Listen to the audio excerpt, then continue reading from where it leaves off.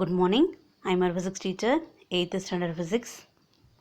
Electricity lesson பார்த்துட்ருக்கோம். Last class லெசனோட கண்டென்ட்லாம் முடிச்சாச்சு. இன்றைக்கி நம்ம எவாலுவேஷன் பார்க்கக்கூடிய 1 மார்க் 2 மார்க்லாம் பார்க்கலாம். உங்கள் புக்கில் மார்க் பண்ணி வச்சு படிங்க.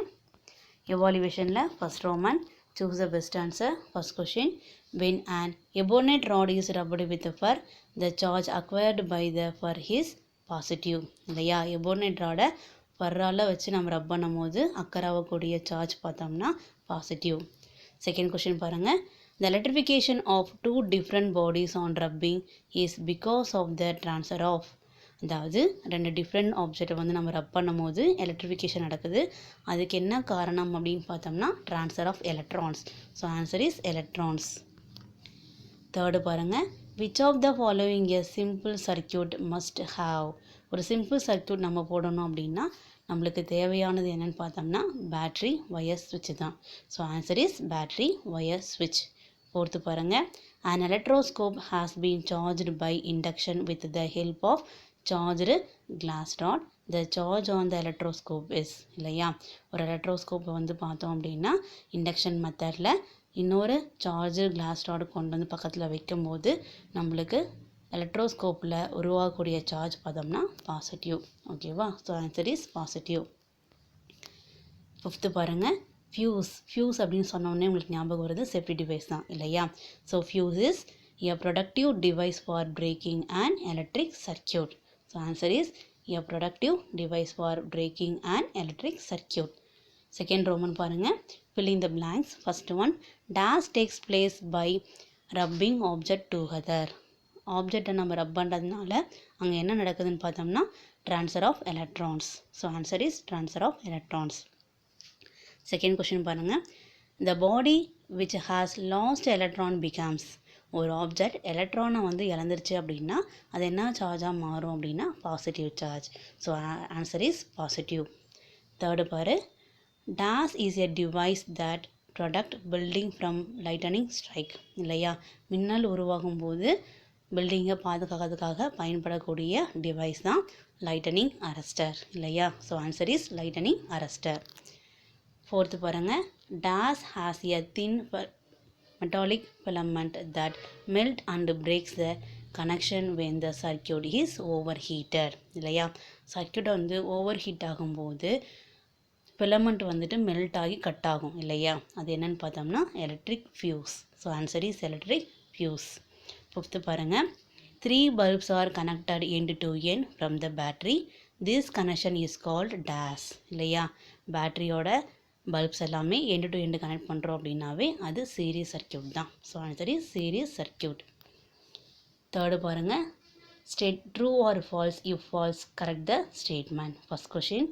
The charge acquired by an ebonite rod rubbed with a piece of funnel is negative. இல்லையா, ஸோ ebonite ராடை ஃபனலால் நம்ம ரப் பண்ணும் போது உருவாகக்கூடிய சார்ஜ் வந்து negative. So answer is true. Second question பாருங்கள். A charged body induce an opposite charge on an uncharged body when they are brought near. இல்லையா, ஒரு charger object பக்கத்தில் இன்னொரு அன்சார்ஜர் ஆப்ஜெக்ட் கொண்டு வரும்போது ஆப்போசிட் சார்ஜ் தான் அக்கர் ஆகும்னு சொல்கிறாங்க இல்லையா. So answer is true. Third பாருங்கள். Electroscope is a device used to charge a body by induction. இல்லையா, ஸோ இண்டக்ஷன் மெத்தடில் நம்ம ஒரு ஆப்ஜெக்டை வந்து சார்ஜ் பண்ணுறதுனுடைய டிவைஸ் பேர் தான் எலக்ட்ரோஸ்கோப்னு சொன்னோம். So answer is true. Fourth question. Water can conduct electricity. Water வந்து எலக்ட்ரிசிட்டி கண்டக்ட் பண்ணும். So answer is true. Fifth one பாருங்கள். இன் parallel circuit current remains the same in all components. Answer is false. parallel கனெக்ஷனில் பொறுத்த வரைக்கும் நம்மளுக்கு voltage தான் சேமாக இருக்கும். சரியா, ஸோ கரெக்ட் ஸ்டேட்மெண்ட் கொடுத்துருக்காங்க. இன் parallel circuit voltage remains the same in all components. Fourth Roman. Match the following பாருங்கள். 2 similar charges. சிமிலர்னாவே ஒரே மாதிரி இருக்கக்கூடியது இல்லையா, அப்போ ரிப்பிள் ஈச் அதர். செகண்ட் பாருங்கள். 2 dissimilar சார்ஜஸ். வேறு மாதிரி இருக்கக்கூடிய சார்ஜஸ் வந்துட்டு attract each other. when glass rod is rubbed with silk. glass rod சில்கால் ரப் பண்ணோம் அப்படின்னா acquires a positive charge. when ebonite rod is rubbed with fur.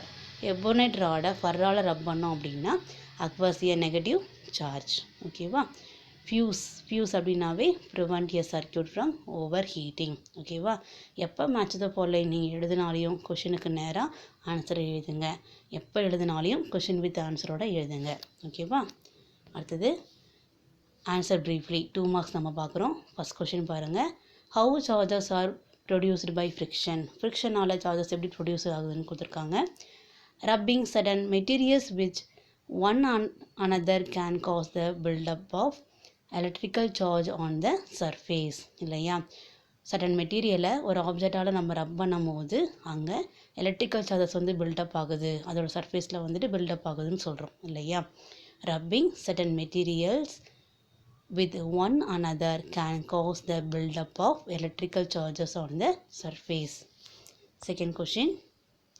What is earthing? Electrical earthing can be defined as a process of transferring the discharge of electrical energy directly to the earth with the help of low resistance wire. இல்லையா? Discharging பண்ணுறது வந்து electrical எனர்ஜியை டைரெக்டாக எர்த்தில் வந்து discharging பண்ணக்கூடிய low resistance wire தான் நம்ம என்ன சொல்கிறோம்? எலக்ட்ரிக்கல் எர்த்திங் அப்படின்னு நம்ம சொல்கிறோம். சரியா? So electrical earthing can be defined as a process of transferring the discharge of electrical energy directly to the earth with the help of low resistance wire. Fourth பாருங்க. What is electric circuit கொடுத்துருக்காங்க. The path through which electron flow from one terminal to another terminal of the source is called electric circuit. ஒரு electric circuit என்னன்னு பார்த்தோம் அப்படின்னா electrical எனர்ஜியை produce பண்ணக்கூடிய source தான் electric சோர்ஸ்னு சொல்கிறோம். ஸோ அதில் இருக்கக்கூடிய பாசிட்டிவ் டெர்மினல்லேருந்து அதனுடைய இன்னொரு டெர்மினல் வரைக்கும் எலக்ட்ரான்ஸ் வந்து ஃப்ளோ ஆகிறது தான் எலக்ட்ரிக் சர்க்யூட் நம்ம சொல்கிறோம். சரியா? The path through which electrons flow from one terminal to the another terminal of the source is called electric circuit. Next question. What is electroplating? The process of depositing a layer of one metal over the surface of another metal by passing electric current is called electroplating. எலக்ட்ரோப்ளேட்டிங்கிறது மின்மூலம் பூசுதல் சொல்கிறோம். So ஒரு மெட்டலோட surface மேலே இன்னொரு மெட்டலில் வந்துட்டு நம்ம load பண்ணுறதுக்கு பேர் தான் நம்ம என்ன சொல்கிறோம்?